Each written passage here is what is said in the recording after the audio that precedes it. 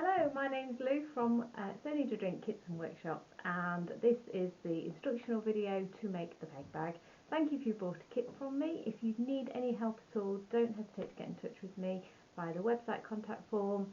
You can Facebook message me, or you should have some direct contact details in the kit.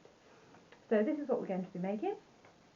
A peg bag with a swivel clip, which can clip onto the washing line or alternatively onto a belt loop, so you can walk around with your pegs so that you don't have to keep going backwards and forwards to get them. So a real time saver. Of course, it could be used for lots of other things if you want to. It clips on all over the place, handy to carry all sorts of bits and bobs you might need around the house. It features appliqué all the way around. You can do your own design if you want to.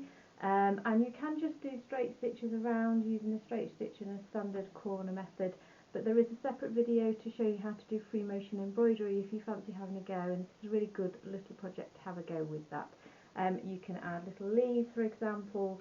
You can do a really fancy washing line and do the little flowers there. So let's get cracking.